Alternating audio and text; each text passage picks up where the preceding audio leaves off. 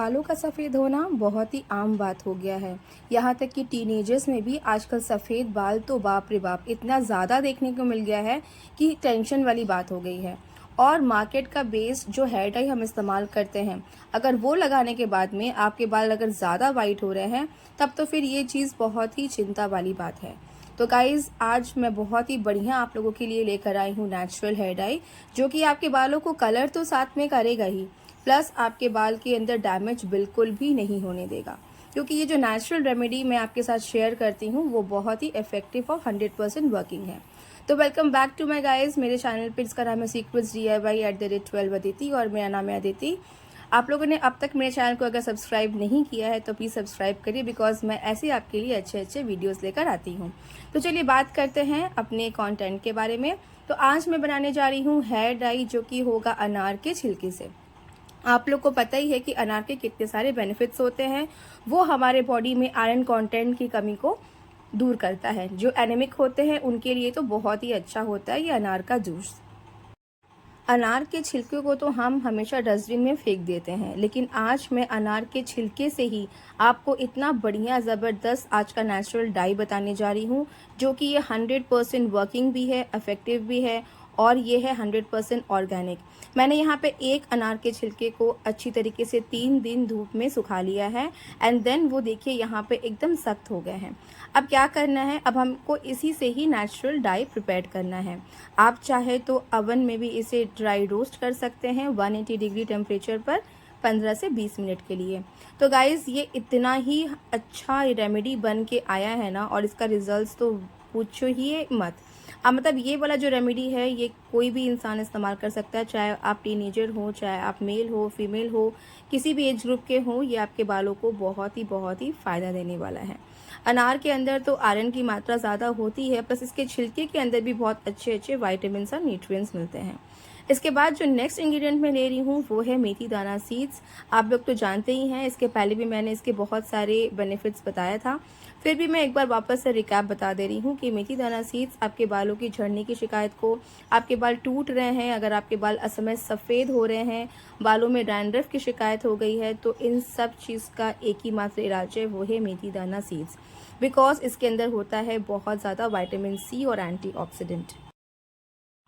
Next जो ingredient मैं ले रही हूँ वो है हमारा फ्लैक्स सीड। इसे हम अलसी के बीज भी कहते हैं हिंदी में।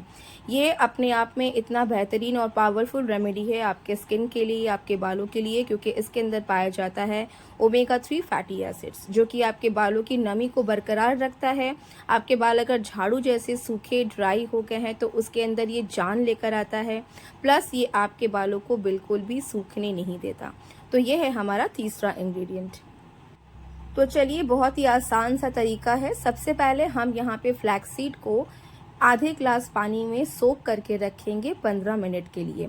अब ये प्रोसेस हम इसलिए कर रहे हैं ताकि अलसी के बीज जो है उसके अंदर की जो प्रॉपर्टीज़ हैं वो है एक्टिवेट हो जाएगी, और जब हम इसका जेल फॉर्म बनाएंगे तो ये और अच्छा इसका बेनिफिट हमें इसमें मिलेगा। आपके बालों के ये बहुत ही बढ़िया मॉइस्चर प्रोवाइड करने वाला है। तो ये स्टेप हमें करना है। अब हम चलते हैं अपने नेक्स्ट स्टेप की तरफ, और वो है यहाँ नेक्स्ट स्टेप में हम यहाँ पे ले रहे हैं लोहे की कढ़ाई, और इस लोहे की कढ़ाई में हम अपने अनार के छिलके को, जिसको हमने धूप में सुखाया था, उसको हम यहाँ पे ड्राई रोस्ट करेंगे। इस प्रोसेस को करने में तकरीबन हमें 10 मिनट लग जाएगा, और 10 मिनट करते करते देखेंगे कि ये जो अनार के जो छिलके हैं उनका कलर कम्प्लीटली चेंज हो जाएगा। तो गाइज़, हमें बेसिकली इसे हल्का सा ब्लैक कलर करना है, जलाना नहीं है। इस प्रोसेस में तकरीबन आपको 10 मिनट तो लगेंगे ही लगेंगे।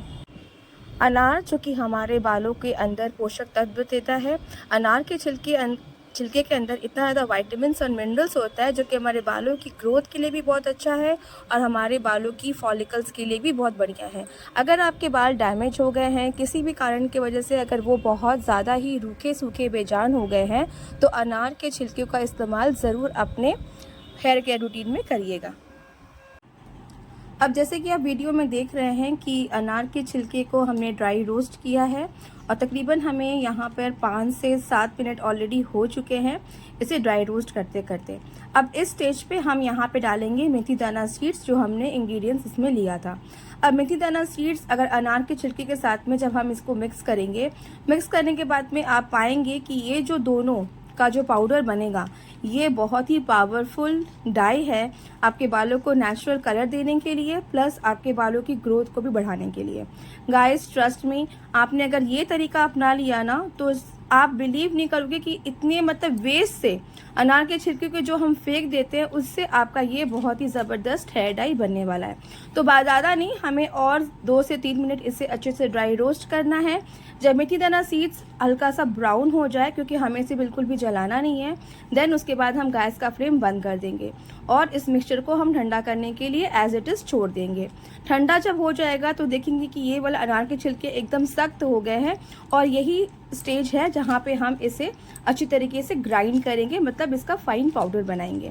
जैसे कि आप देखिए मैंने इसे प्रेस कर रही हूँ और तभी ये पाउडर फॉर्म में ही जब ये हमारे बालों को हाथों को जब इतना काला जब ये कलर दे रहा है तो डेफिनेटली आपके हेयर को सोचिए कितना बढ़िया ये पोटेंट कलर देने वाला है। तो दैट्स इट गाइस, ये तरीका है, एकदम इजी मेथड है। आपके हार्डली सिर्फ 10 मिनट आपको बस ड्राई रोस्ट करना है एंड देन आपको इसको पाउडर फॉर्म में बना लेना है। अब आप क्या कर सकते हैं, इस पाउडर को आप एयरटाइट कंटेनर में भी बना के रख सकते हैं। नाउ नेक्स्ट स्टेप, अब जो हमने फ्लैक्स सीड्स को भिगा के जो रखा था उसको हम हाफ ग्लास पानी के अंदर अच्छी तरीके से 5 से 7 मिनट के लिए बॉईल करेंगे, जिससे कि ये जेल फॉर्म में कन्वर्ट हो जाए। सो गाइस, जब ये जेल फॉर्म में कन्वर्ट हो जाएगा ना तो फिर ये हमारे जो हेयर डाई का बेस होता है। जैसे कि आप जब मार्केट में जब लेने के लिए जाते हैं हेयर डाई, तब आप देखते हैं ना कि उसमें लिखा रहता है जेल बेस्ड कलर। तो जो जेल बेस्ड रहता है वही आज हम मार्केट वाला हेयर डाई की तरह प्रिपेयर कर रहे हैं। 5 से 7 मिनट आपको तेज गैस पे इसे अच्छी तरीके से पकाना है, जिससे कि इसका जो कंसिस्टेंसी है वो थोड़ा सा गाढ़ा हो जाए। लेकिन गाइस याद रखिएगा, जब भी आप फ्लैक्सीड जेल बनाएं तो उसको बहुत ज़्यादा गाढ़ा नहीं करना है, क्योंकि जब वो कूल डाउन होता है तो फिर वो अपने आप में और ज़्यादा वो थिक होने लगता है। तो याद रखिए गाइस कि आपको सिर्फ 5 से 7 मिनट ही आपको बॉईल करना है और जब आपका कंसिस्टेंसी इस तरह से चिपचिपा टाइप का हो जाए तभी आपको अपने गैस का फ्लेम बंद कर देना है, क्योंकि इससे ज़्यादा अगर आप गाढ़ा करेंगे तो फिर आपको इसे छानने में बहुत ज़्यादा प्रॉब्लम आएगा।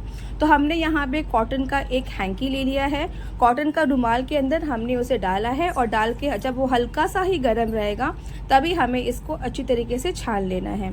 छन्नी अगर आपका मोटा हो तो आप उसे छान सकते हैं, लेकिन मुझे कपड़े में कंफर्टेबल था तो इसलिए मैं यहाँ पे कॉटन की हैंकी से ही मैंने इस जेल को छान लिया है। अब ये वाला जो जेल हमें मिलेगा ये हमारे बालों के लिए जो बनने वाला है मैजिकल काम करने वाला है।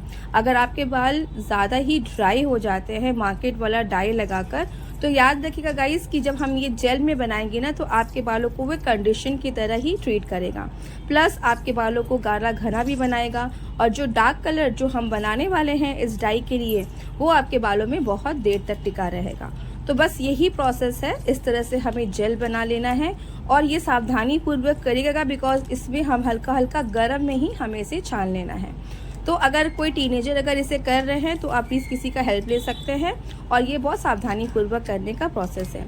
तो ये प्रोसेस कंप्लीट होने के बाद में अब हम क्या करेंगे, हमारा जो अनार का छिलका और मेथी दाने का जो पाउडर हम लोगों ने कढ़ाई में जो बना के रखा था, अब हम उसे क्या करेंगे, ग्राइंड करेंगे।